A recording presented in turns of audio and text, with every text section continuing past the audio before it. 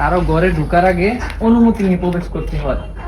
আসসালামু আলাইকুম, রহিম ভাই বাড়িতে আছেন? আরে পারভেজ, তাবলিগ থেকে আয় পড়ছো? জি ভাই।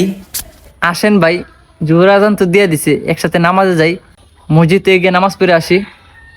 ভাইজান, আল্লাহ রাসূল সাল্লাল্লাহু আলাইহি ওয়াসাল্লাম বলছেন যে আমরা পুরুষরা যেন মসজিদে গিয়ে নামাজ পড়ি, মসজিদে নামাজ পড়লে সওয়াব বেশি। আর আপনি যে বলছেন বাড়িতে পড়মু, আপনি যে কোনো কাজ করার আগে ইনশাআল্লাহ বলবেন। ইনশাআল্লাহ মানে হচ্ছে আল্লাহ যদি রাজি থাকে তাহলে এই কাজটা আমি করবো। তাই যে কোনো ভালো কাজ করার আগে বলবেন ইনশাআল্লাহ আমি করব। সবসময় ইস্তেগফার পড়লে গুনাহ মাফ হয়। আস্তাগফিরুল্লাহ, আস্তাগফিরুল্লাহ, আস্তাগফিরুল্লাহ। আসসালামু আলাইকুম ভাই। ভাই আপনি যে এই যে হাঁটুর উপরে কাপড়টা পরছেন ভাই, এটা তো গুনাহ ভাই।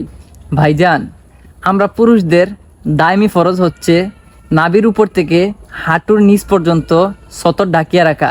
এটা হচ্ছে আমাদের দায়মি ফরজ, এটা ঢাকিয়ে রাখতে হবে ভাইজান। বাড়ির মধ্যে প্রবেশ করার আগে সালাম দিয়ে প্রবেশ করতে হয়, এটা হচ্ছে আমাদের নবীর সুন্নত। আসসালামু আলাইকুম রহমতুল্লাহ।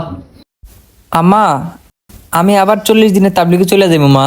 বাবারে, তুই তাবলিগেও গেলে আমরা সংসার চলবো কেমনে? তোর আব্বাও তো আগের মতো কাম কাজ করতে পারে না। মা, রিজিকের মালিক হচ্ছে একমাত্র আল্লাহ, আর আল্লাহর রাস্তা বাইর হইলে আল্লাহ এমনিতেই রিজিকের ব্যবস্থা বাইর করে দেয়।